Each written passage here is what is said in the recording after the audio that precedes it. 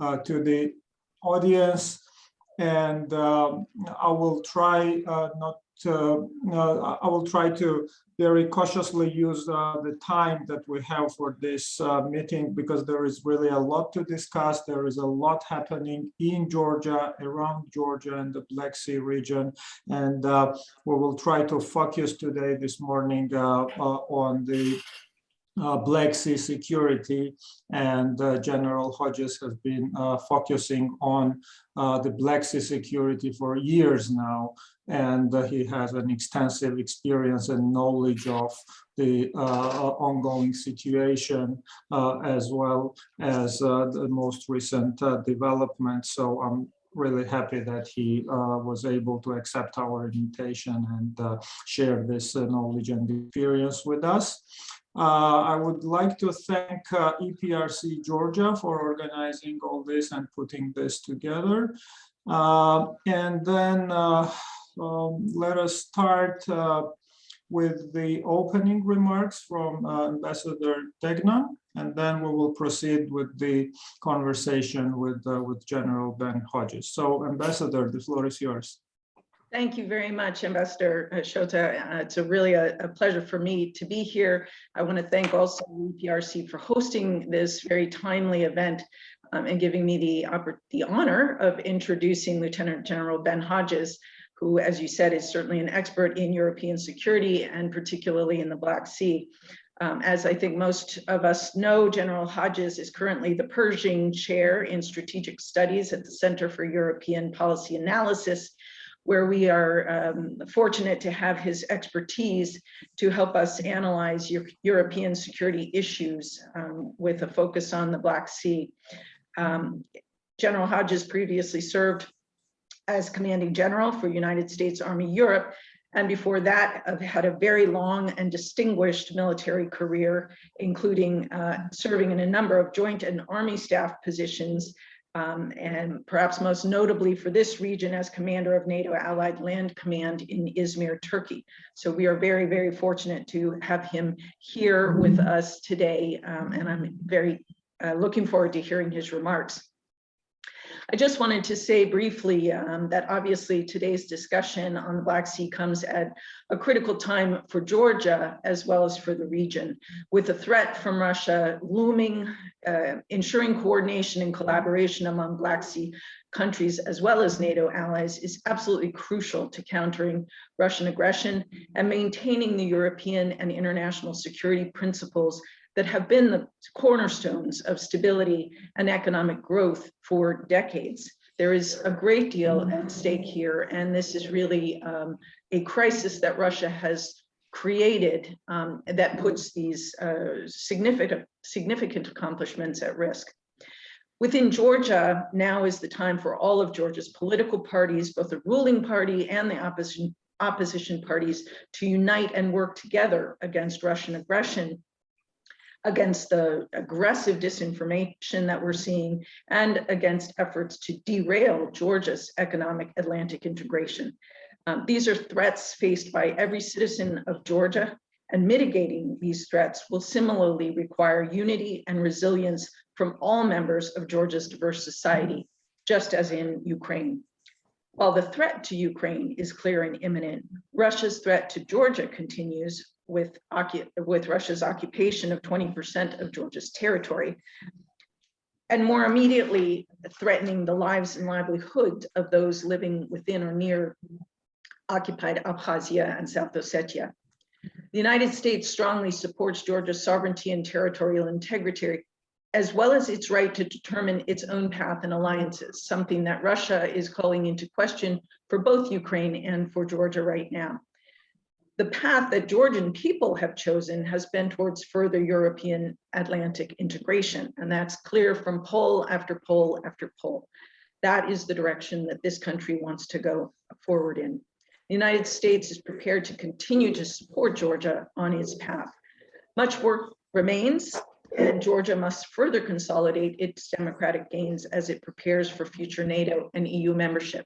And this is something that the United States is doing what we can to support Georgia and the Georgian people in so many different sectors, And it's very impressive to see the progress that Georgia is making along this path. Looking beyond the current tensions, of course, Georgia has been aligning itself more closely with its fellow Black Sea countries that share Georgia's security priorities and Western democratic values. We have long seen this potential in Georgia. We see it as an opportunity to increase Georgia's ties to Europe and NATO across the Black Sea. And this could bring, in our view, both economic stability and security for both Georgia and other Black Sea nations. Georgia plays a very important role in helping to ensure Black Sea security and has proven to be a capable and reliable partner to NATO. Engagement and collaboration with other Black Sea countries on cybersecurity, energy, combating hybrid threats are other areas where Georgia can help strengthen security, as many of these countries are facing the same threats and problems. Georgia also plays an important economic role in the region. The Black Sea remains key for Georgia's broader economic growth and development as a regional transport link connecting East and West. Strategically integrated road, rail, and sea transport offer real opportunities for Georgia to connect with its Black Sea neighbors. I was just at the opening of a new port terminal in Poti on Saturday. That was another step forward for Georgia in being able to contribute to these regional networks that I think we all hope we'll see more of in the coming years. But it will be very important for Georgia to build investor confidence, including developing a cohesive port strategy to fulfill its full economic potential on the Black Sea. These are just a few comments with a Georgia perspective. Again, we are seeing real progress in many areas that Georgia has prioritized. There's a lot more work to be done, and I hope that in cooperation and collaboration with its Black Sea neighbors, Georgia is going to be able to fulfill its potential for both economic growth and stability in this region. Thank you very much, Shota, for the opportunity to join you today. I know General Hodges will provide some very insightful perspectives on the region as a whole and the particular challenges that the region is facing today. Thank you very much. Thank you, Ambassador, for this great opening remarks and for making time this morning to join this event, and for everything that the United States has been doing for Georgia actually throughout the decades. And I think that the whole notion of strategic partnership is really visible through the chronology of US-Georgia relations, and in the number of areas which you clearly pointed out in defense and security, as well as in economic development, in promoting democracy in Georgia. The United States and its help and support has been indispensable for the progress that we have made so far in all of those directions. So I really thank you for your particular share in that, and for everything that the United States people and the country has done for us to achieve some progress in all of those areas. And now I would love to unfold a little bit of what you have just mentioned, Ambassador, with General Ben Hodges. And thank you, by the way, for taking my job and introducing him in such a great way, so I don't have to do it again. Thank you for that. And Ambassador, as far as I know, you will be here throughout the meeting, and we will now focus on defense and security, especially related to the Black Sea security. And I would ask the audience to prepare for the questions, which we will take through the chat room and chat function. But please keep your questions closely related to the topic of this meeting, which is the Black Sea security and defense and security in Georgia and around Georgia. So with that, let me ask you a first question, General Hodges. If you don't mind, I will start with the broader picture, and I will try to then zoom into more specific details. So in order to set the scene for the further conversation, let me ask you this. Why is the Black Sea important for NATO and for the United States? What are the compelling interests that NATO on one hand and the United States on the other have here in the Black Sea? Shota, that's the perfect question to start with. And I'm glad you're giving me the chance to address that. But I do want to say first how pleased I am not just to have this opportunity, but to do it with one of our best professional diplomats in the United States Department of State. We are well served by Ambassador Kelly Degnan in Georgia, as are the people of Georgia, with her being our representative. You don't have to ask for a forward stationing of U.S. troops. She equals an armored brigade herself in terms of combat power. So we're very proud of her, right? And I want to say that over the last few weeks, our State Department, I had not seen this much comprehensive diplomatic effort in it across all the European nations and Canada, so our allies and partners and friends, and at every level, and comprehensive, not just at the ambassador level, not just at the secretary level, but everywhere, to help everyone understand what the threat is and what's going on, so that we have a combined, unified approach to dealing with the Kremlin and this threat that we all face right now. So really hats off to Secretary Blinken and his team. I haven't seen it like this since 1995, when the Clinton administration was leading the way with for the Dayton Peace Accords. I mean, really impressive. But that's what it takes. I mean, if it was easy, it'd be getting handled at the local level, and that's what it takes. So to your question, which is also going to require comprehensive, continuous diplomatic effort, but also economic effort and information effort and military effort, is helping Americans, helping the Congress understand why the Black Sea is so important to us. And there are 4 or 5 reasons that come to mind right away, but they do now because I've been staring at it for the last 10 years. Honestly, before that, it was not obvious to me why the Black Sea was so important. And that's a little bit of our challenge. The Black Sea is important to the United States, number one, because we have 3 NATO allies that are on the Black Sea, and we have treaty obligations to help contribute to their defense, their collective defense. So that's an important aspect of our Black Sea strategy. And then we have friends like Georgia, Ukraine, and Moldova in the Black Sea region that we want to see help grow and develop into vibrant, liberal, democratic societies where the talent of young people can be unleashed. So who's there is the first reason it's strategically important to us. The second reason it's strategically important to us is the economic potential that Ambassador Degnan just talked about. I mean, if you can step back from the map, and I'm talking to people in the United States and people in Western Europe, step back from the map and realize that this is one of the 3 east-west economic corridors between Europe and Eurasia, and it's the only one that doesn't go through Russia or through Iran.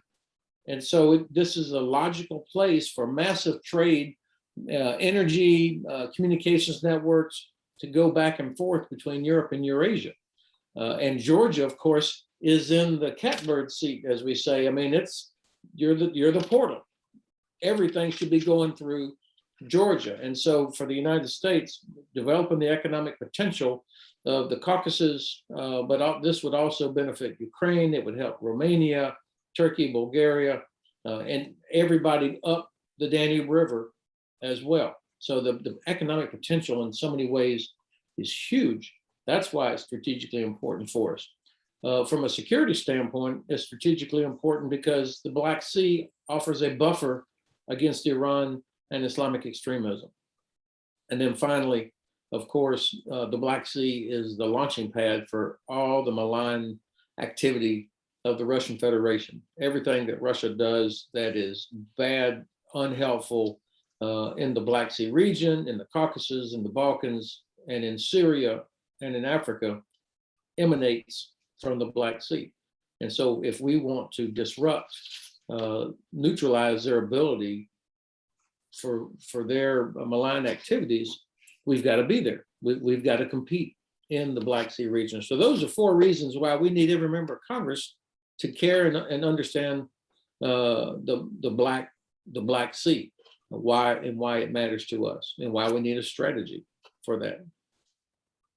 Absolutely, and this leads me directly to my second question. You mentioned Russia and, to say the least, very unhelpful policies that Russia has been implementing in the region, and especially in recent years, we have seen very aggressive use of military force in the region, a threat of use of military force, and this does not obviously help neither the regional security in the Black Sea nor the broader Euro-Atlantic security paradigm and rules and the principles that has been there since the Second World War, signed, by the way, also by the Russian Federation under the number of treaties and charters, such as the Helsinki Final Act and the Paris Charter, and not to mention the United Nations founding documents and charters. And what we have seen in the Black Sea specifically is that Russia has been in gross violation of all those rules and principles. And it started back in 2008 when Russia invaded Georgia, and then because Russia really didn't have to pay enough political and economic price for what they did in Georgia, then they were emboldened, in my understanding, to continue this aggressive policy in the region in Ukraine. And here we are now. We see the situation escalated to the let's say maximum point now, and we're all sitting and thinking what to do about it. But how would you describe Russia's interests in the region? How do you see Russia actually looking at this region and designing its policies? What does Russia want in this region? And obviously Russia is not the only player here with, let's say, malign interests and policies. So there is also China, and China is always another elephant in the room, you know, nowadays. So taking into account all this sharks, herring, and mermaids that we are observing recently in the Black Sea, how would you map out this threat landscape in the Black Sea, and how do you see these threats for the region unfolding in today's reality? Well, obviously, the most visible manifestations of this we see in Ukraine, where Russia used force to change sovereign borders of a European country starting in 2014. You know, when people say, if Russia invades Ukraine, well, of course they already did 8 years ago, and they're still there, occupying Crimea and half or about 1/3 of the Luhansk and Donetsk oblasts. So they're still there.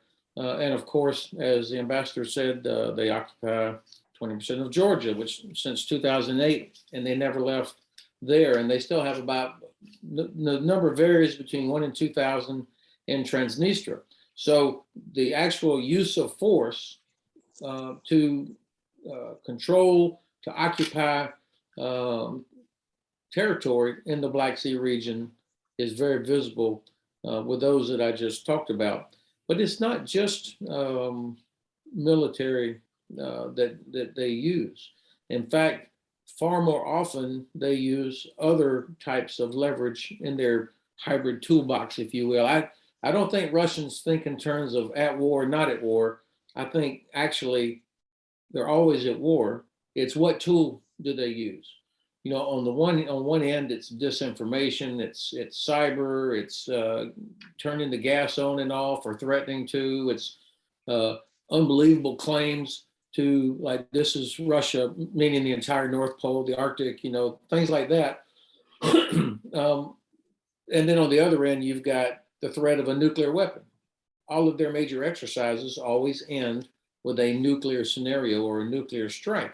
And they do that, number one, to maintain proficiency, but also to make sure that every ambassador, every prime minister, every foreign minister knows that Russia actually has the ability and demonstrates the will to use a nuclear weapon. And so that's in everybody's mind. So there's, along that continuum of tools, and they'll be used in different combinations.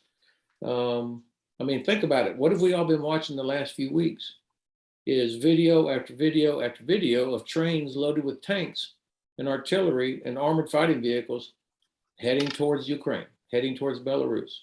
So when some people might say, you know, the use of steel armored vehicles is an anachronism, obviously the Kremlin has every intention of being able to employ blunt force as part of their efforts to compel. But they're also, and this is where I think Georgia plays such an important role, the Russians are always looking to block economic development if it's unhelpful to them. That's the opposite of competition. And what I'm talking about, of course, I think one of the reasons that Georgia has not become even more developed as this portal is because the Kremlin is doing everything it can to prevent Georgia from becoming this portal, this economic hub. Because if they do, and then you have Germany, France, the Netherlands, UK, not just the US, but other Western European countries start investing in there. And then when they do that, then the Bundestag or the British Parliament and other parliamentary bodies and governments start paying attention to what's going on. And it's like, why do we have Russian soldiers still in Georgia, for example? And so it limits investment. And I think, which is why, by the way, economic development is perhaps even more important as an element of strategy than is military and security cooperation. Ukraine, of course, like other Black Sea nations, has sought to develop the the carbon-based or fossil fuel resources that are underneath the Black Sea basin. Ukraine recently had a Norwegian seismic team out doing seismic surveys to determine where they might drill next. Well, no surprise to anybody that watches this, Norway came under huge pressure from Russia. Of course, Norway has to deal with Russia all the time as a neighboring country on water issues, boundary issues, fishing issues, energy issues. And so the Kremlin put a lot of pressure on Norway to stop assisting Ukraine with seismic research in the Black Sea. This kind of activity goes on all the time.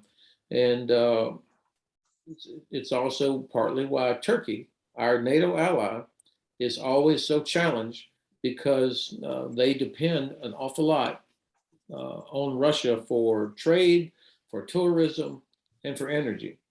And so I think Turkey's willingness to enforce Montreux to the T strictly, particularly when we talk about Russian submarines that go through there, I think their ability to do this is hindered a little bit because of the economic pressure, the economic threat from Russia. So this competition encompasses everything, the claim to territorial water around Crimea. I think only North Korea, Syria, and Venezuela recognize Russia's annexation of Crimea. So nobody should be recognizing the waters around Crimea as Russian waters. But that was the justification they used to seize Ukrainian vessels. You remember a couple of years ago. It's international law is what the international community says it is or allows it to be. And this is their tactic, is to assert influence, assert authority, even though it's not theirs. And let me conclude by asking, why in the world do they still have a seat on the Danube River Commission? I mean, the Danube River goes nowhere near Russia. Obviously, it used to be when it was the Soviet Union, but it's not, hadn't been the Soviet Union for 30 years. Why does Russia still have a seat on? Why are they able to influence policies, development, maintenance of the Danube River?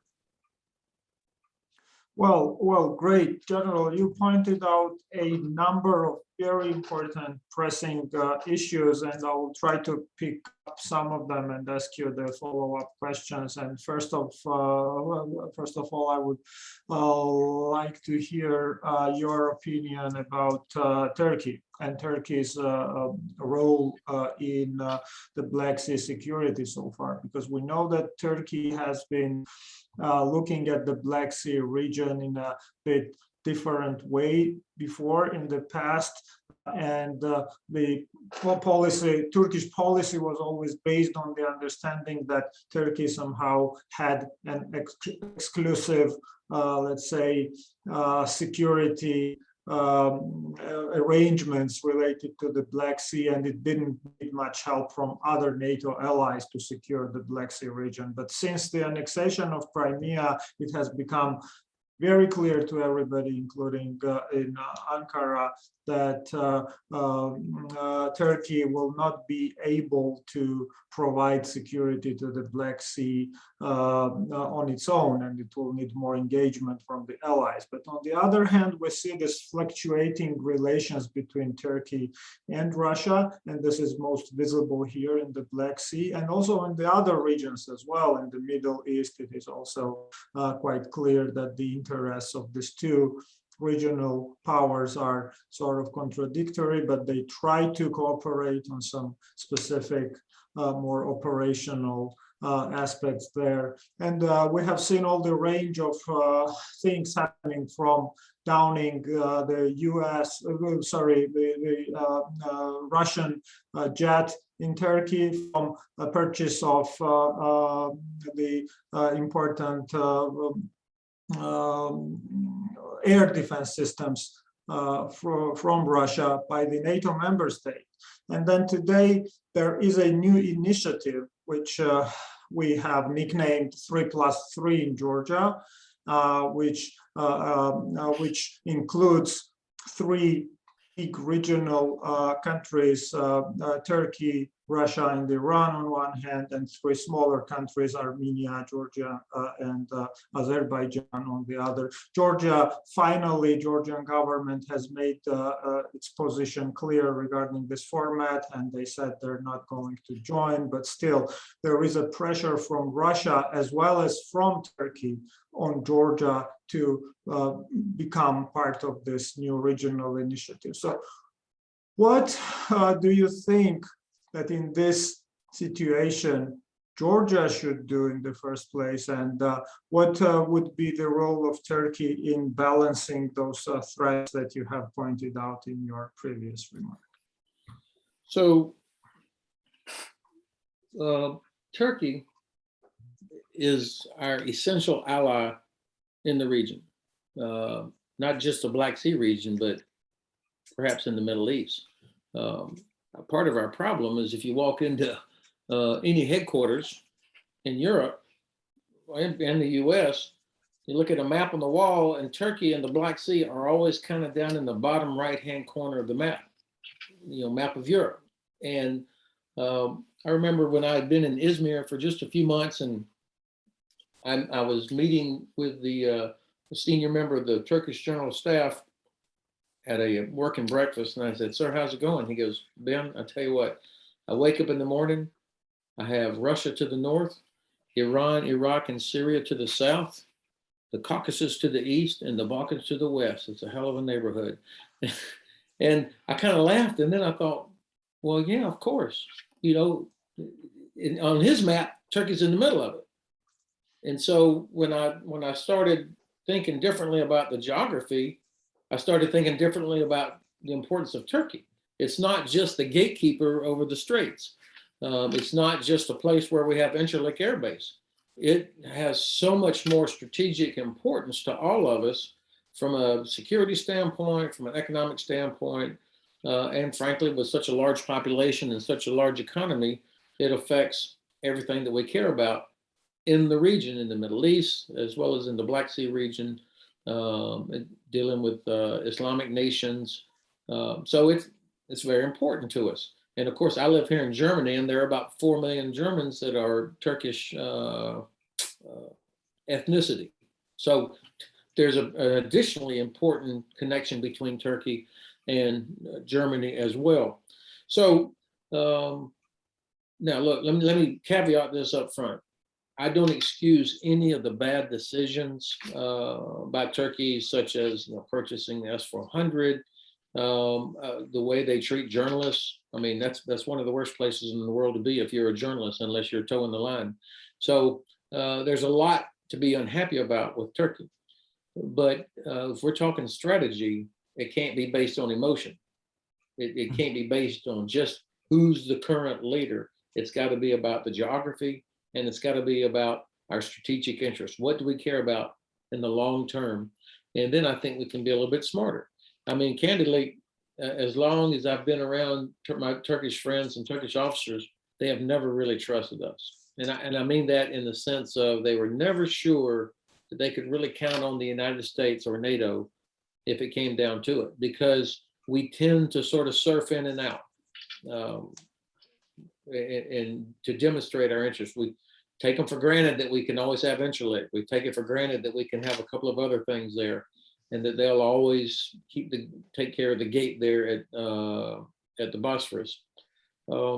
So, and given the history of the Ottoman Empire and in life since the end of the Ottoman Empire, I can understand a little bit why they have to balance some things. I mean, Norway does that. Norway has to deal with, they live next to the bear, they have to deal with them, as do Estonia, Latvia, and Lithuania, and Poland, all touch parts of Russia. So there has to be some sort of accommodation.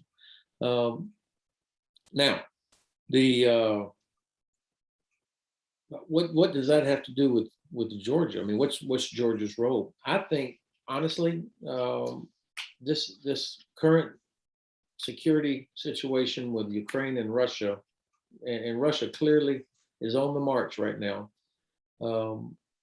Georgia can maybe even take advantage of this, see it as an opportunity to help demonstrate to the United States why the Black Sea is so important, why it's important that the United States and Turkey repair our relationship, why Georgia is so important, why Ukraine is so important. And I think, honestly, one of the shortcomings of all my friends in the Black Sea has been a lack of cooperation with other Black Sea nations.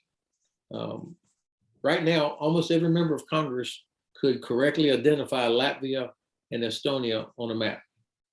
And that's because those Baltic countries, they set up camp in Washington, D.C., and they made sure by working together that they were very loud and understood in Washington and in Brussels. I don't see that from Black Sea nations. I don't see Georgia, Ukraine, and Romania, for example, shoulder to shoulder, working together in the Black Sea region, or Turkey. And so it makes it a little bit more difficult to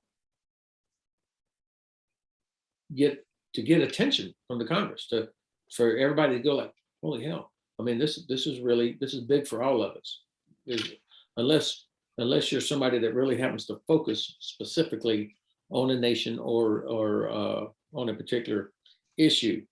Now, Turkey, of course, has worked very hard to develop its arms industry. It's very good, as recently demonstrated by the purchase of Turkish-made drones by Ukraine and also by Poland. And they've already gone to the next generation of improvements. And there are numerous other examples of things that they're doing: shipbuilding, armored vehicles, etc. I think Turkey has a critical role to play here. And they've also offered to help mediate the current situation between Ukraine and Russia. I think this is a good role for Turkey to be involved, to demonstrate that it has some clout in the region. My sense was that Georgia and Turkey always had, as far as I could see and tell, normal, good relationships there. You would hope so. And if Georgia and Turkey work together in Washington and in Brussels, to help explain, why the Black Sea matters. It's not the bottom right-hand corner of the map. It's in the middle of the map, and how it benefits all of us when we're talking about Iran, Islamic extremism, economics, Russia. I think Georgia can play a role here.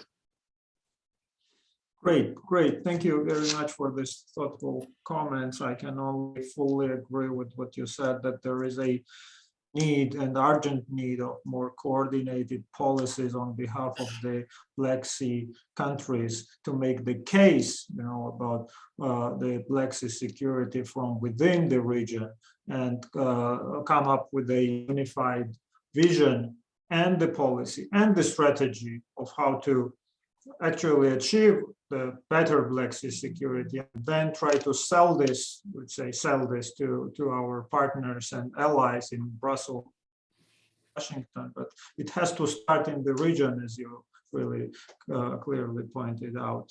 And unfortunately, we do not see the appropriate level of coordination and cooperation between the countries of the region. And there is a lot of room for improvement on that. Okay, I know that everybody's looking forward to your views on what is going on in Ukraine. So I will not test the patience of the audience anymore, and I'll ask you this question right away. What is your reading of Russia's current objectives with regard to Ukraine? And if the offensive starts, another military offensive starts against Ukraine, what do you think that Russians will be willing to achieve militarily through military invasion? Or is it just a part of that hybrid strategy, which you already mentioned in the beginning of this meeting, to put the pressure and then to actually compel or blackmail others into concessions? Or you think that there are really military objectives to be achieved in this situation? Sure, I will, if you'll allow me one liberty to ask the ambassador if she might want to correct or build on something that I might have said in the first couple of things to repair some damage I may have caused. Thank you very much, General. No, I thought very insightful, some things I hadn't thought about. In fact, you got me thinking about your last point about how important it is for the Black Sea neighbors to work together in raising awareness. They may even have some additional points as to why this region is important to Europe and to the United States than the four that you outlined at the beginning, which I'll completely agree with. So I think there's some good opportunities to come out of this heightened awareness of the vulnerability of this region, but also of the role that it can play both in security and economic growth. So no, thank you very much for the opportunity, though. Ambassador, please feel free to step in anytime if you think that you want to make a comment, or if you have any questions to the general from your side. Just please feel free to participate fully in this discussion, which will make it even more interesting for everybody. So back to Ukraine, Ben. Okay, so I literally just landed this morning, came back from Kyiv. It was almost like a snap exercise last week. Got a call to go with the 5 U.S. ambassadors and General Breedlove on a delegation that was intended to provide assurance to our Ukrainian friends that the United States is with them, but also to get a feel for what's happening on the ground. None of you will be surprised. There is a steady flow of congressional delegations going in and out of Ukraine. There are 3 prime ministers arriving today, or tomorrow, and I think on Thursday, President Erdogan from Turkey will be there in Kyiv. So you've got a healthy bit of international attention.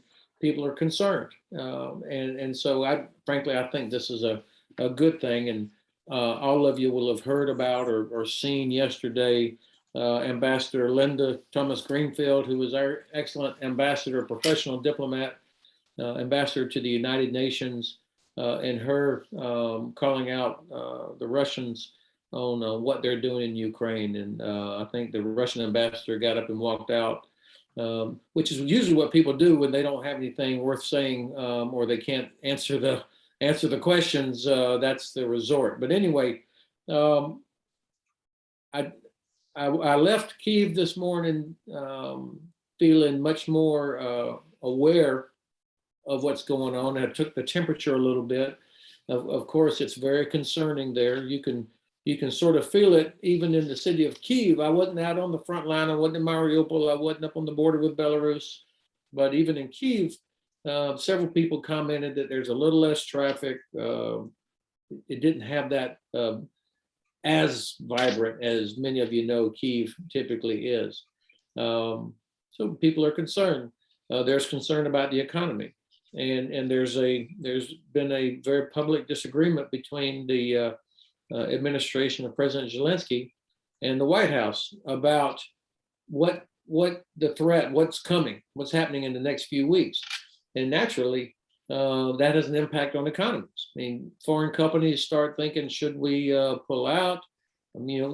Our embassy and several others sent families home. And even though our excellent chargé that's there explained State Department rules, regulations, how this is done, this is a proper thing to do for her to make sure the safety of families. Nonetheless, the public face of it was not enthusiastically received, let's say, by the president there in Kyiv. So these things contribute a little bit to concern about what's happening, and especially to the economy. So the president of Ukraine, of course, has to worry about the economy, not just about 125,000 Russian soldiers that are well equipped on all of his borders. So that was one of the concerns. But I also left there encouraged.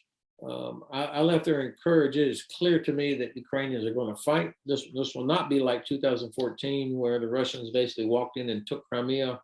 They are going to fight. You can feel it talking to people also.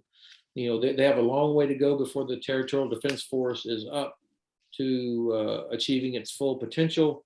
But the fact is, there are thousands of people that are stepping forward saying, give me an AK-47. I want to join the Territorial Defense Force. I want to be a part of this. And so you can sense there is a sense of urgency there. And I can assure you that President Zelensky is not confused about the threat. He absolutely recognizes and knows that this is a very real threat. Where I think he and his government disagree with the White House and the Pentagon and others is that it's not going to be this gigantic red arrow that comes across and in multiple directions like we see so many pictures and maps in various newspapers towards Kyiv, but instead probably something that's more like a continuation of what's already happening. Limited objectives, lower profile, absolutely violent, but not the big giant red arrow. Push, push, push. In my view, I would agree with this. I think we're looking at something that emanates out of Crimea. It's easier to sustain amphibious operations in the Sea of Azov and on the Black Sea coast, probably between Crimea and Kherson. Now, a lot of people think that Odessa could be an objective, but that would, and they could do some things to neutralize it. But as many of you know, you start talking about combat in cities. I mean, it takes a battalion of soldiers, hundreds of soldiers to clear. I mean, think of the biggest hotel in Tbilisi, right? It would take several hundred soldiers to get around it, secure it, and then you start entering and you have to go in every room. And if somebody in there is fighting back, you're gonna have a lot of casualties. So my point is, let's say there's 50 or 75 battalion tactical groups. That's the fighting unit of Russian land forces. A battalion tactical group is somewhere between 700 and 1,000 troops. imagine every one of those battalion tactical groups having to be used against these massive apartments and hotels inside Kyiv or in Kharkiv or in Odessa. So that's why I'm a little skeptical about reports that Russia is going to be able to overwhelm Crimea or Ukraine, that they're just going to roll in there, because the amount of manpower that would be needed to do that is significant. Plus, I don't think that the Kremlin, that President Putin actually has any appetite for the number of casualties that they're going to suffer if they do this. And you will not be able to hide these casualties the way they've been able to mask the casualties they've suffered up until now. And I think they also want to stay below a certain level of violence and visibility to make it harder for some European nations, and maybe even the United States, to invoke the sanctions that, quote, like you've never seen before. I mean, because the big ones, SWIFT, Nord Stream 2, shutting down where all this money is in real estate in London, US financial markets, that's going to hurt us also. So there's if we're only talking about part of the coastline, let's say between west of Crimea or from Mariupol down to Crimea, I'm not sure everybody is on board with the bone-crushing sanctions. So that's why I think they will want to stay below that. And they're still accomplishing their objective. Continued pressure on the Zelensky regime, continued pressure on our unity. Are we willing to really get into a massive fight over Snake Island, Serpent Island? I mean, I think that's the thinking. And of course, the Kremlin will have demonstrated that we can go wherever we want, whenever we want. And I think that has to be taken into account. So then I'll close on this. The key to stopping all that is proactive deterrence. The administration and our allies started off with a passive deterrence, which is based on the threat of punishment. That's all it was. And there were questions like, oh, should we give more javelins? Should we give more radar? Should we do this? Now, the administration has clearly recognized that the threat of punishment means after the fact, which means deterrence failed, and there's no guarantee you'll be able to do it. Yeah. Transition to active deterrence, which is demonstrated will and capability, endless flow of weapons and equipment, things that Ukrainians need right now, as well as the very visible things like heightened alert of the NATO response force, strengthening NATO's eastern flank. These kind of activities, I think that's the right step. The key, I think, is Germany. If Germany can really act in a much more decisive way, I think we have a much more compelling deterrent effect. Well, great. Thank you so much for this. Actually, my next question was really about the proper deterrence and how would you see that deterrence working. And if I may ask you to go into a little bit of details in that. First of all, is the West more united today on the idea of the Black Sea security and deterrence in the Black Sea security and about Ukraine than it was a few months or years ago? That's one question. The second question is also about this. I read this interesting term on Twitter somewhere, the mother of all sanctions.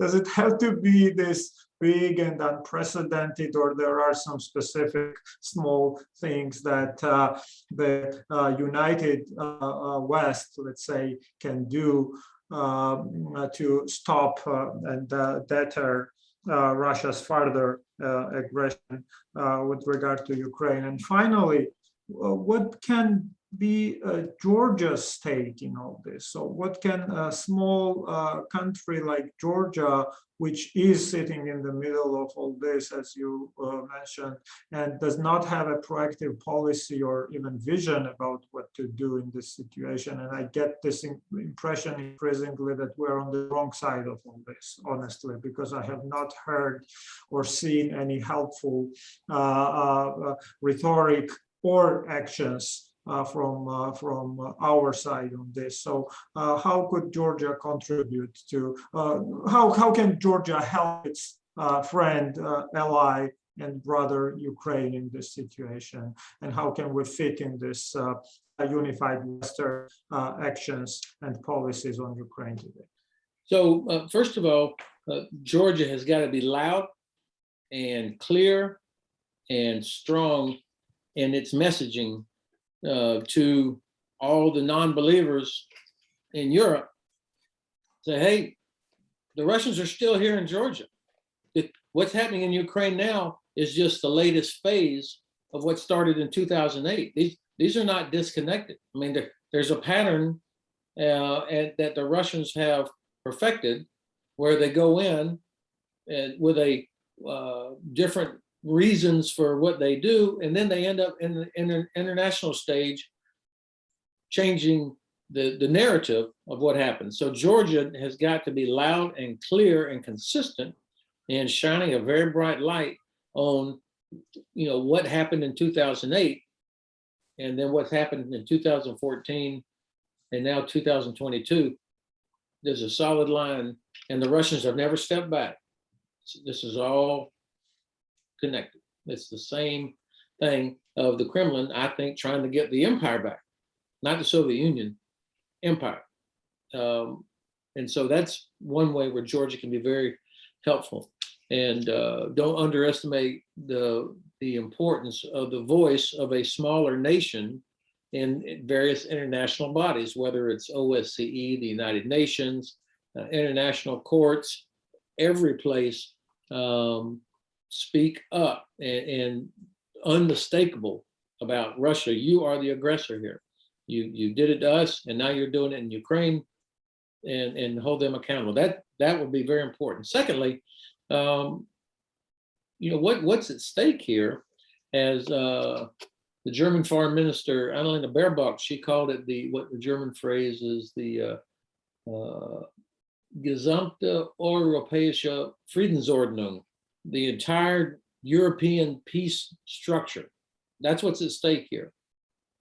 And so Georgia has a stake in that. You're on the losing side of that right now already because of 2008. So I would contribute to the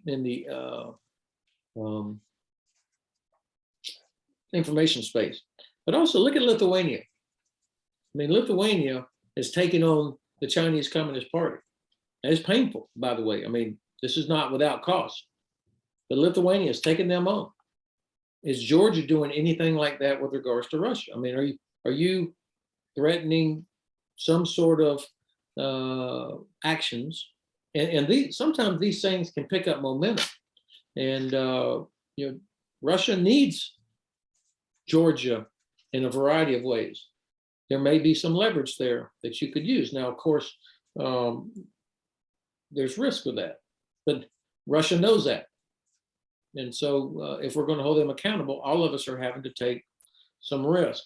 I think that intelligence sharing, this goes back to cooperation.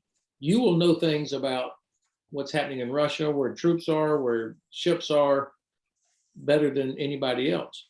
Are you part of a very robust intelligence sharing agreement? I imagine so, and I wouldn't expect you to be able to talk about it, but that would be very important. So these are ways that I think Georgia can contribute. Now, to mother of all sanctions, you know, the president and Secretary Blinken have consistently been using phrases like you've never seen before. I mean, that is sort of the phrase. I've heard Vice President Harris say it, the president, Secretary Blinken. And so yesterday, the State Department announced that they have compiled the list of who the lucky winners are, the individuals and their families, their spouses and kids who are going to boarding school in UK somewhere or Stanford University or whatever it is, that would be on the list of individuals that would be sanctioned, that have hundreds of millions, if not billions of dollars in different places where they think they've been able to protect it. Anybody that's ever had an IRS audit knows that the US government can find your money. So I am confident that the guys at Treasury will know how to do this. And so the idea would be that these oligarchs, are telling President Putin, say, hey,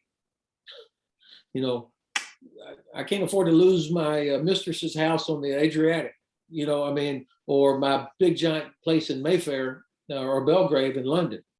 So putting pressure on the leadership, I think can be helpful.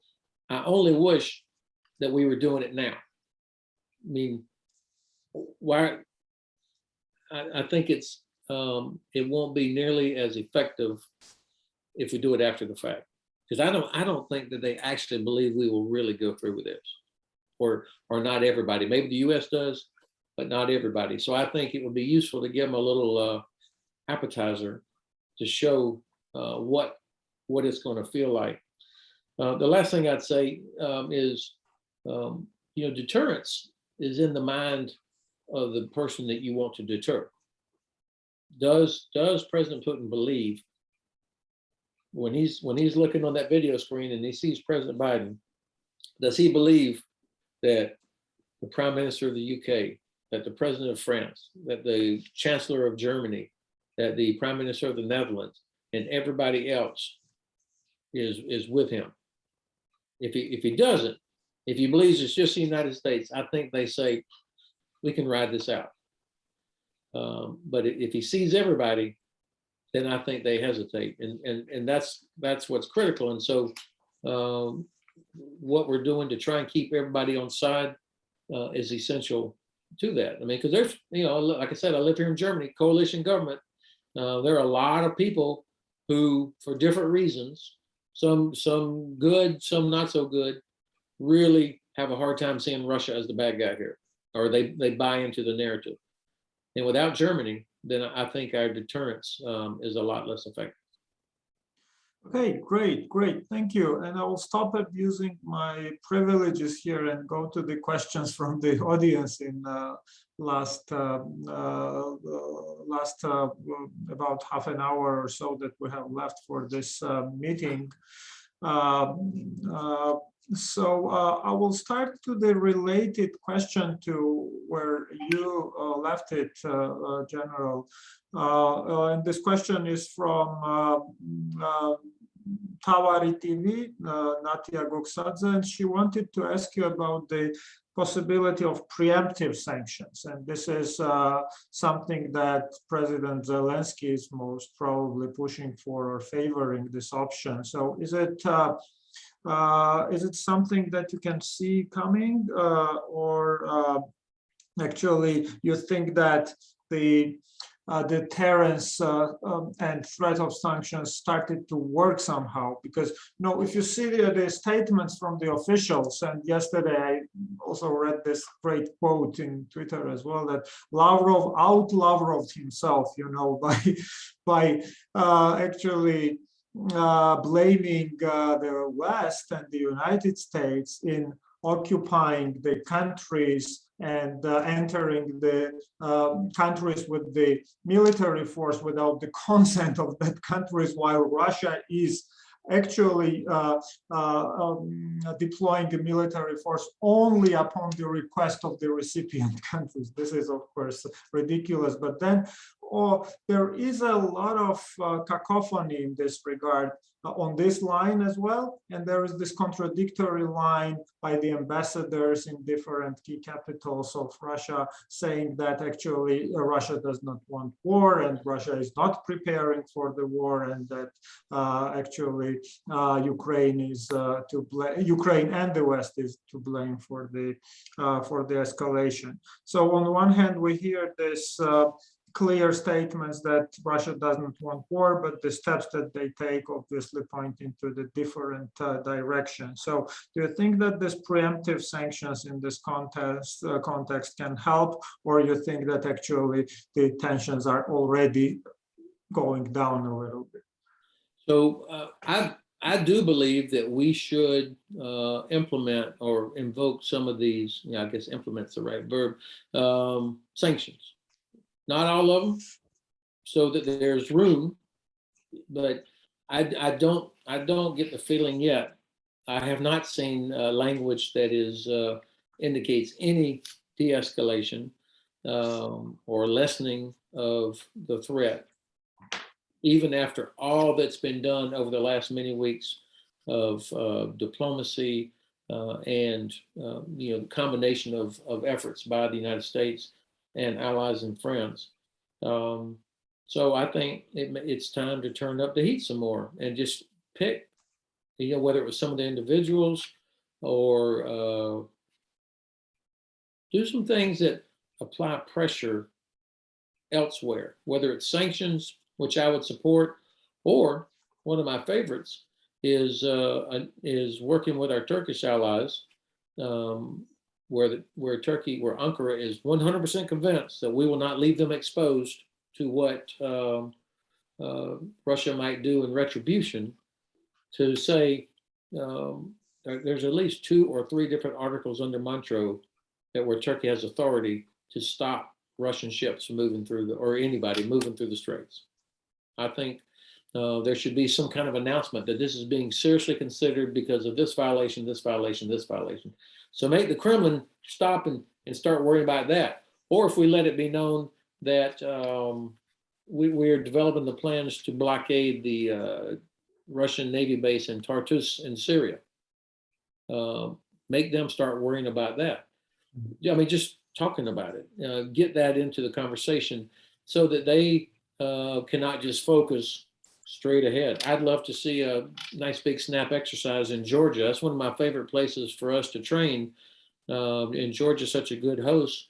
So again, and I don't want to create headaches for our great ambassador there, but I mean, I'm thinking, when you look at the map, don't get tunnel vision on Ukraine, but there are other things we can do to include in the Arctic, and so on. The sanctions, though, I think if we wait too long, then the deterrence actually fails.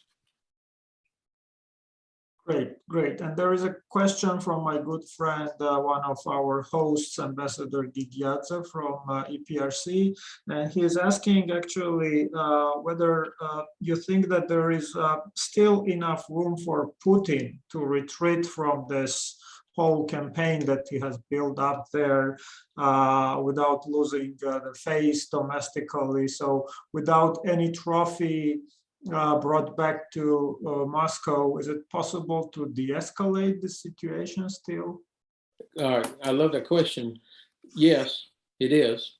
I do believe that they're continuing to build combat power. They're the Black Sea or Russian Navy is still continuing to concentrate in the region, in the Eastern Med, as well as up into the Black Sea. The amount of forces that are deployed on exercises in Belarus, as well as in other places around the periphery of Ukraine, as well as already inside Ukraine, where they have a bridgehead basically in Crimea and Donbass. They're getting everything in place to do a wide range of things.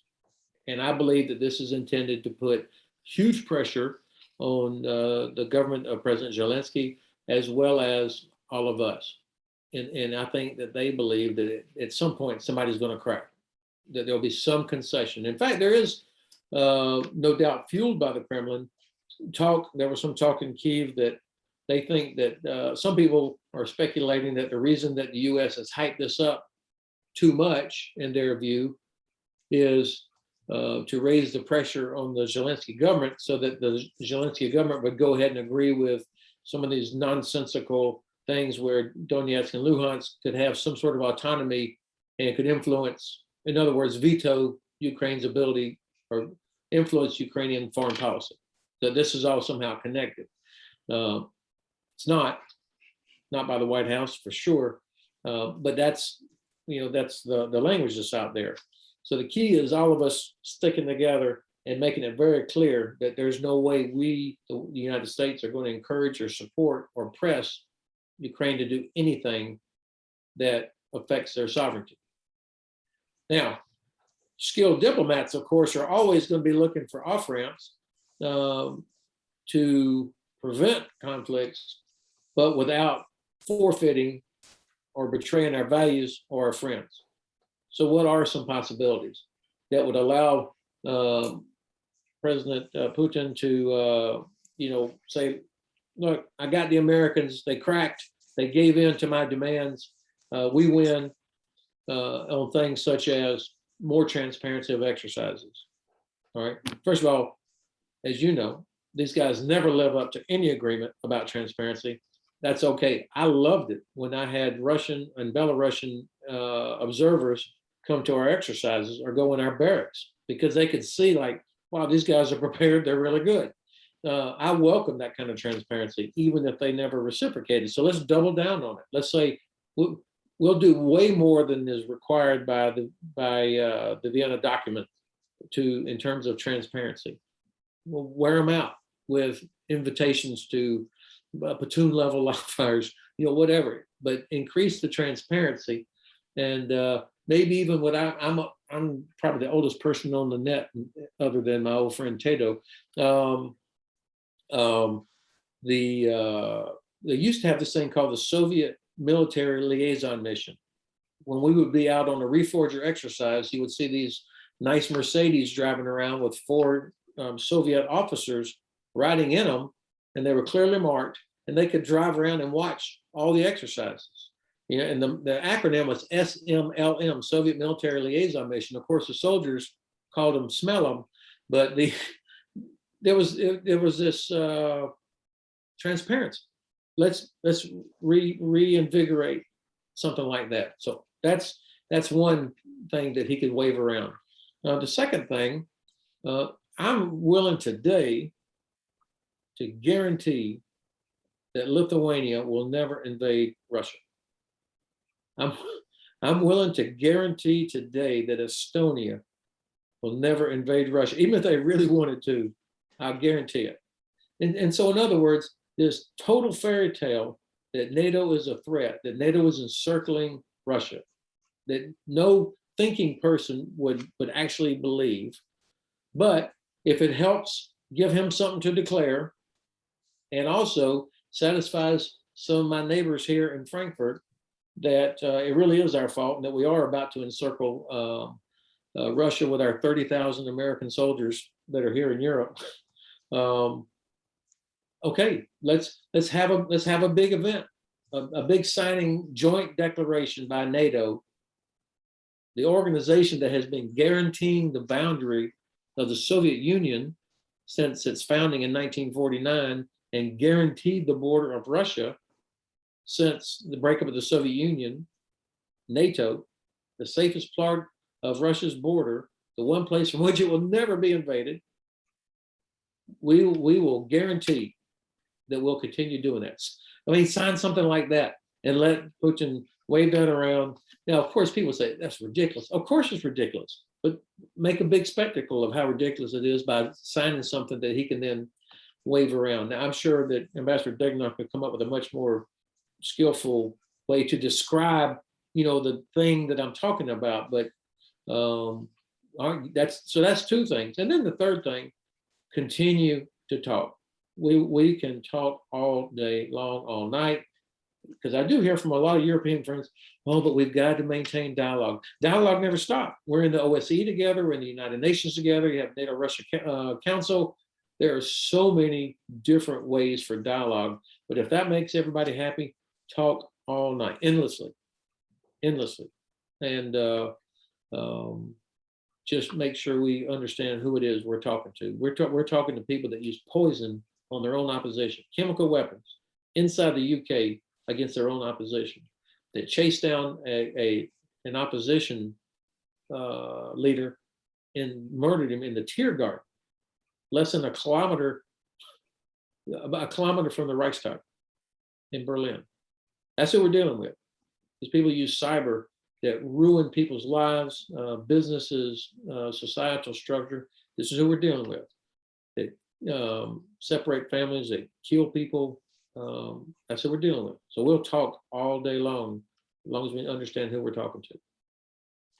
Absolutely agree, General Hodges. Thank you for very clearly pointing all this out. And I think we cannot avoid this conversation about the ridiculous ultimatum that was filed by the Russian side in a written way, asking for two ridiculous things, to limit the sovereignty of the partner nations of NATO, like Georgia and Ukraine and others, that and sign the pact that actually NATO will never expand eastwards. And the second thing is to limit the sovereignty of the NATO member states by actually not allowing them to make their own defense arrangements the way they think it's appropriate in the security environment where they find themselves. Everybody understands, I'm pretty sure, including in Moscow and Kremlin, that this is a non-starter and nobody is ever going to sign any of these papers that they have produced.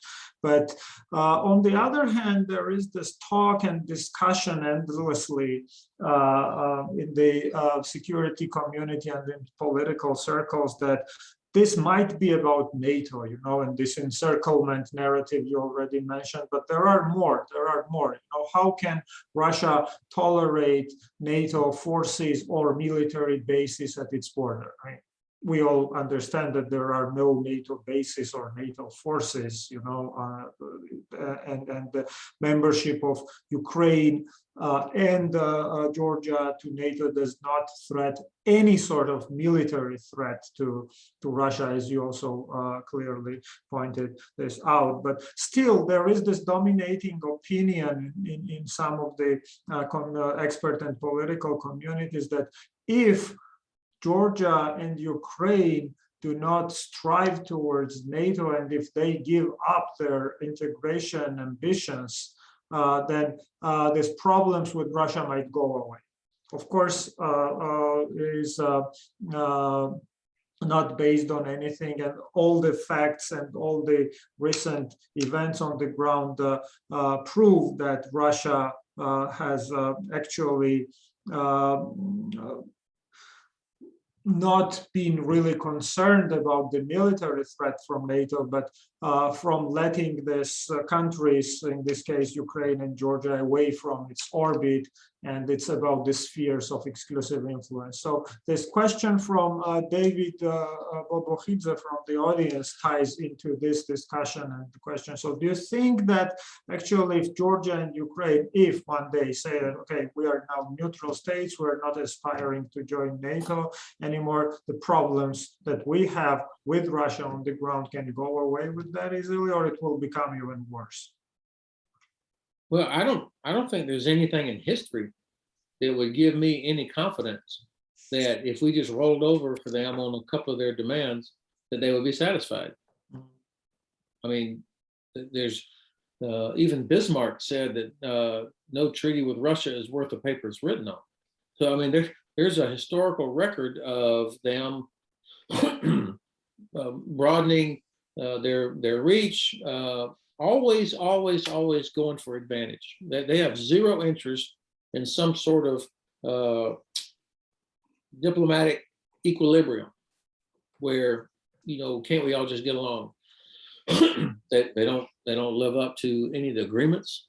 There's a reason we got out of INF. They don't live up to, they don't allow the OSCE Special Monitoring Mission to do its job in Donbass, even though they're part of the Minsk process, even though they are part of the OSCE. I don't understand the thinking as somebody believes if we can just let them have some of these things, then they'll be happy. There's nothing in their history, actually in world history, I think, that indicates that would be the case. So I would be very reluctant to support doing something like that. I do believe that everything they do is about advantage.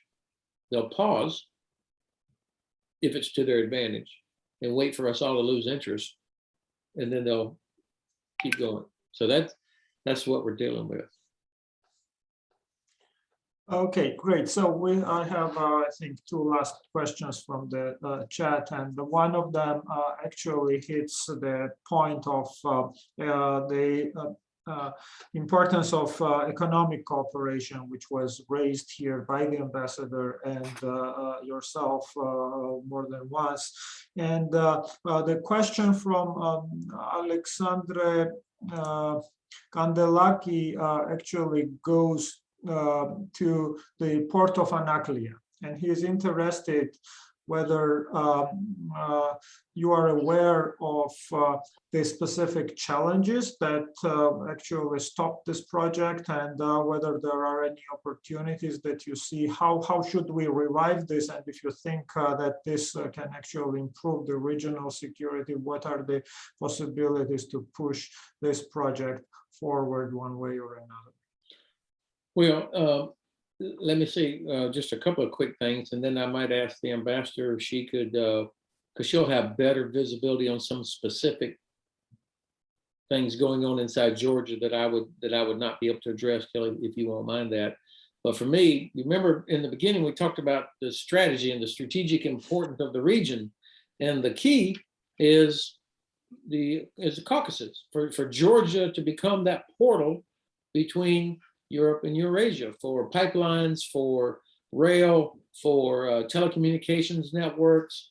I mean, I can imagine Georgia being the home for warehouses full of servers, and pipes coming through there that connect East and West. I'd much rather have them going through there than going through Russia or Iran, for example. When my first visit to Georgia would have been in 2000. I think it was 2013, probably. Your president, I had the chance to meet your president, and I asked him, I said, and it was kind of a dumb tourist question, but it was my first time there, and I felt confident enough to ask him, and he was approachable enough. And I said, Mr. President, what kind of country is Georgia? I mean, how would you describe Georgia to a new person like me? And I think he had been waiting all day to be asked that question. He says, we are not a post-Soviet Caucasus nation. We are an Eastern European nation that is the portal between Europe and Eurasia.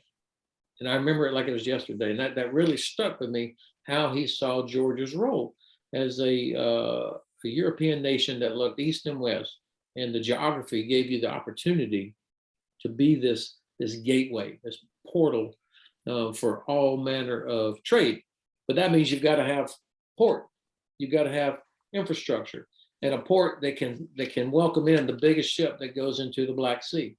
If you don't have that, then literally Georgia will always be a backwater, and it makes it less attractive for the U.S. Navy to come in there also if you've got limited access, or maybe it's limited to different times of the year because of dredging requirements, that sort of thing. So I think what will happen is that commerce coming from the Caspian region, it will end up bypassing Georgia and going down through Turkey. And so this is an opportunity. But, in the States, it's very common when you cross the state line, say from Tennessee into Kentucky, there'll be a big sign that says, welcome to Kentucky. We're open for business. In other words, the state is giving tax incentives. They're doing things to attract business to come to Kentucky. is Georgia open for business? And Ambassador, you could probably clean that up a little bit. Well said, well said. And I having just been at the Poti Port Terminal opening on Saturday that PACE has undertaken, they have plans to continue because Poti is an attractive location. After visiting Poti, I went up to Anaklia to take a look at the site there, and it just broke my heart because, of course, this year there are supposed to be ships going in and out of that port. It's supposed to be open for business this year had the project continued as planned, and I think it's a real missed opportunity. We see now as the region is opening up with the conflict in Nagorno-Karabakh, creating opportunities for the region to work as a region. We see what Georgia could have put on the table with something as significant as Anaklia, I hope someday will be, in addition to Poti and Batumi. Georgia really would have had something significant to contribute. Now Georgia's got plans on paper, and I think if investors are going to come in and see this, as the general said, they need to see that the government is 100% behind this project. A number of people unsolicited at the port terminal opening on Saturday said, you don't wait for the cargo to be coming before you build the port. You build the port and the cargo comes. So I think the different feasibility studies support the idea of having Poti and Anaklia and Batumi serving different needs, but encouraging that kind of view of the Black Sea as more of a commercial hub. The Prime Minister mentioned at the port opening, he was there as well, this concept, this vision of Georgia as an east-west hub, not just for ports, but for other kinds of connectivity, for moving goods from Central Asia through to Europe.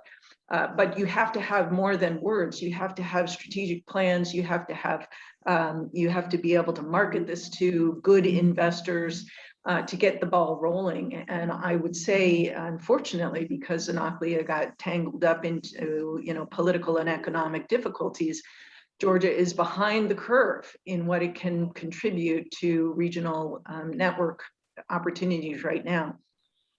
I think the government is trying to get back on track with all of these initiatives, but there needs to be a real focused effort.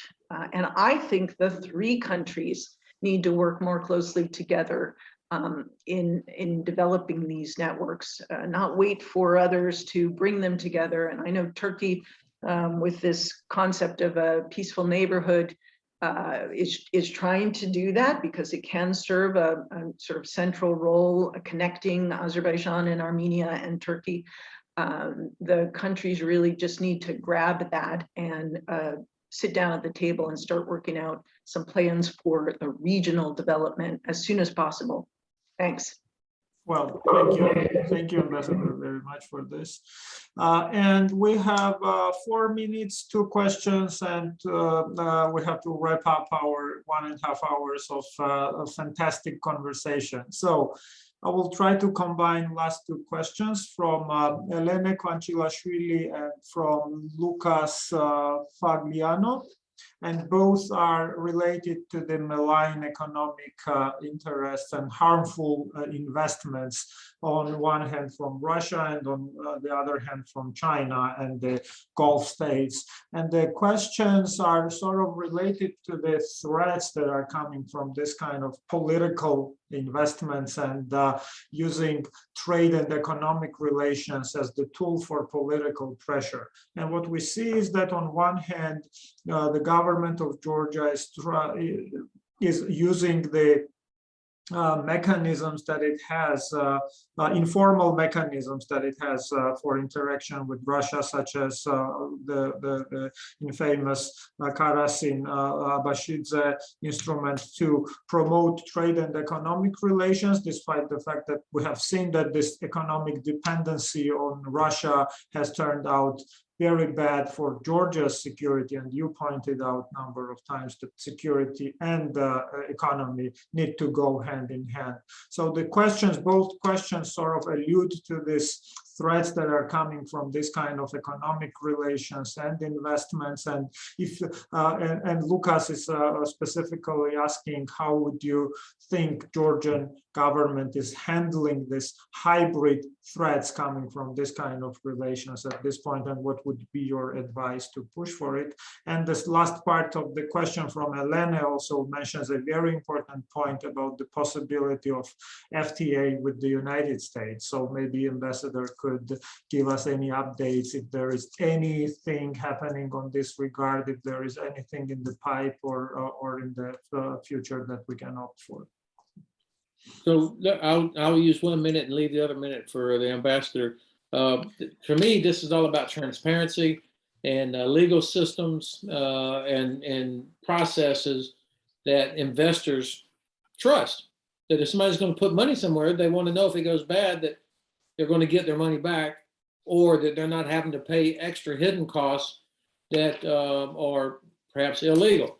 So the making sure that the legal framework supports the idea of being open for business. Right now, you know, the UK is under a lot of pressure, as we're all realizing how much real estate is owned by the former ruling family in Kazakhstan, for example. And of course, that's probably just the tip of the iceberg compared to what Russians own there, and people from the Middle East and from China. So UK is having to relook their laws to make sure that there is transparency, because they have a terrible problem with dirty money right now. And I think transparency, a very active media, and an inquisitive parliament are the keys to making sure that you don't have this sort of malign influence in all your financial systems. Ambassador.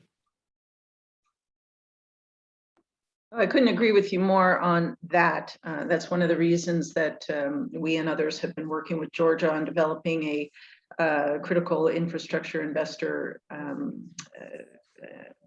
screening mechanism like CFIUS, but something that would be appropriate for Georgia, to make sure that Georgia knows who is investing in its critical infrastructure, who is owning it. And there's layers and layers before you can really sort out who's got a piece of some of the main infrastructure here that is not only potentially vulnerable, but that is then critical to this idea of an East-West hub. And I think getting that in place now, as Georgia's starting to get back to developing in its critical infrastructure, but also receiving a lot of money flowing through, not always from good, clean sources, is very important. Our goal here is to get good investors to invest in Georgia. There's a lot of potential here, but again, as the general said, the first thing investors look at is, is my money going to be safe in here? Is this a good return on my investment? But also, if I have a dispute, is there a legal system that is a level playing field? Am I going to get a timely resolution of a contract dispute if I have it? Is the bidding process somebody got their thumb on the scale so that all the contracts are going to, certain people and not to foreign investors? All of that is critical to us being able to attract good investors here to Georgia. That's one reason why we and others put so much emphasis on developing that at this point. There's been great progress made over 30 years. I think everybody's impressed with how much progress Georgia has made in 30 years with the help of the United States, the European Union, other friends of Georgia. And those same friends are the ones who are saying, look, let's not stop. Please, Georgia, keep moving forward. Get these oversight institutions put in place. give your parliament the authority to really serve it in an oversight capacity and function as a multi-party parliament that a healthy democracy needs. All of this, I think, is possible, but only with good faith effort on behalf of the ruling party and the opposition parties. They've got to break out of this, this spiral that they're in right now to move this country forward. On the one question you had reminded me of, the good fortune that Georgia had, I think, in terms of its energy security, because of the investment in the BTC and other pipelines back 20, 30 years ago, 20 years ago now, I guess.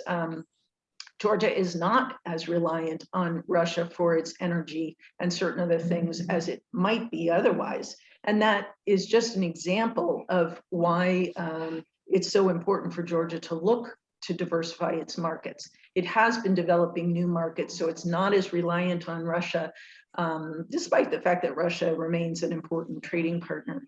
But at least it has less leverage. Russia has less leverage over Georgia at critical times like this. And so I think it's very wise for Georgia to continue to diversify in order to be more secure.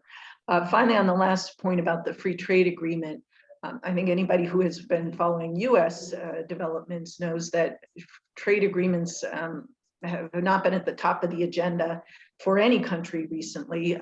I think that there is a great symbolic value in a free trade agreement between the United States and Georgia, more so than probably an economic value.